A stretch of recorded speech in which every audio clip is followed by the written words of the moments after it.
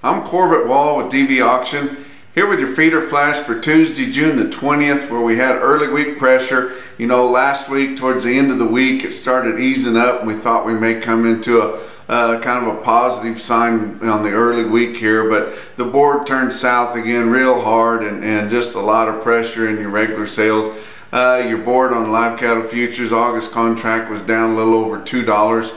Your June was down $1.70 on the spot market there to end the day on Monday at $1.20, which is back to that fully $10 basis, and we're getting here in the latter portions of the month here, and it's got to meet up pretty fast, but we're pretty certain that we're going to lose a lot more ground in your fed cattle trade this week, so it'll come together. I promise you it will. It always does.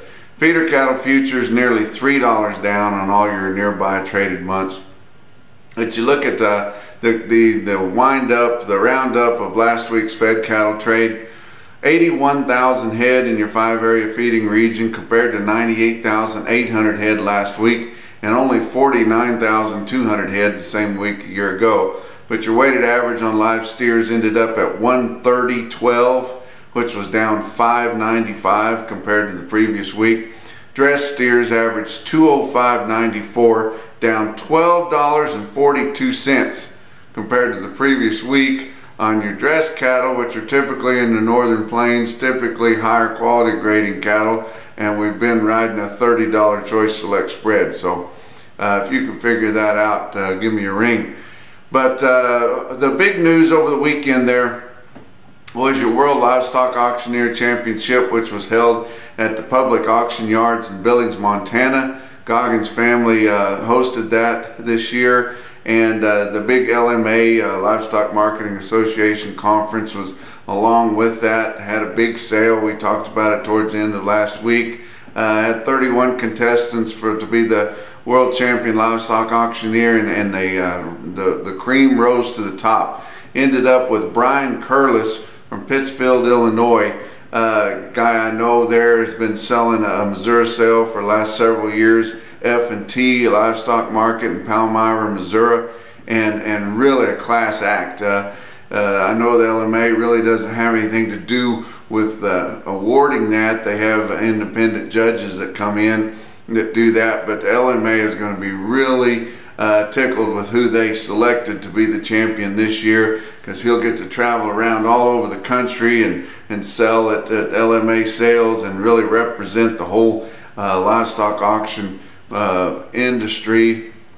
And what they got with Brian is a distinguished, well-spoken gentleman that really knows the value of cattle, knows how to talk to people, and just a really nice guy.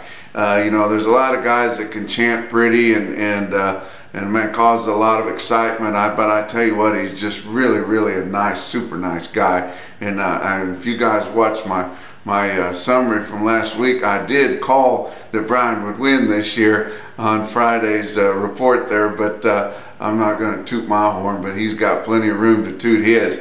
But at the Billings sale there at Pays, they had near 6,100 head for that sale, and that's in the summertime in Billings, Montana. That's the biggest sale they've had at Pays for a long time. Pays used to have big sales for years and years and years. They don't get near the numbers that they do that they did in the past, now that they have the Northern Livestock Video, but still a good sale, and the facility at Pays can sure enough handle it.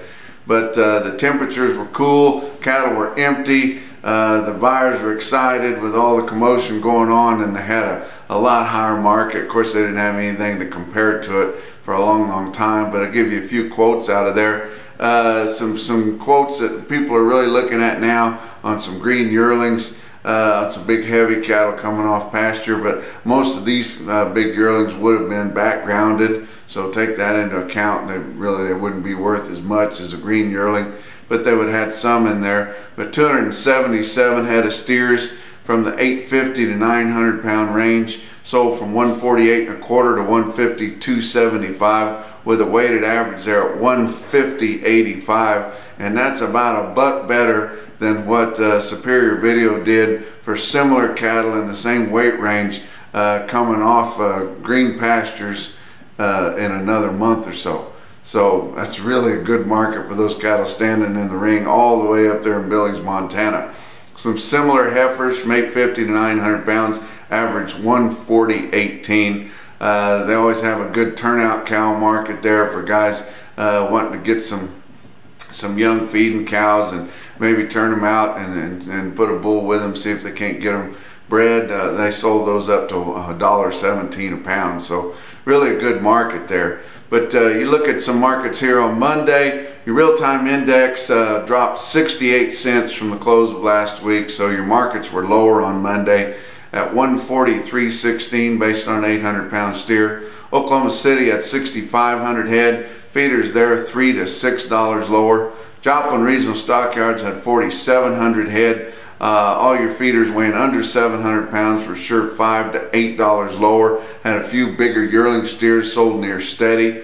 It was noted that they had some plainer cattle on Monday here because Joplin's having a big wean vac special value added sale on Thursday starting at 7:30 in the morning, expecting around 6,000 head of cattle. We hope for their sake and the seller's sake at that sale that we get a little bit of rebound here in the board and we get off this bearish tone. But also want to give a shout out to the market reporter there, good friend of mine, worked with him for several years. Rick Huffman had a little spell last week and going to be out of work for a few weeks here, but we hope that he has a quick recovery and one of the really good guys in southwest Missouri there. But look at some individual quotes on Monday. Callaway Livestock Center in Kingdom City, Missouri, not on Beef Market Central, but I wish they were, had a load of 1,005 pound steers at 135.85. You look at a bluegrass market that's always a partner with DV Auction and on Beef Market Central. They had a Bluegrass East in Mount Sterling, Kentucky, 8:30 on Monday morning. And they're having those sales in Mount Sterling because the Lexington market is still under construction from that big fire that they had, and it is really going to be a first-class facility when they get that thing finished. But had 60 head of 824 pound steers at Mount Sterling, bring 157 in Mount Sterling, Kentucky. That's a feeder flash for Tuesday.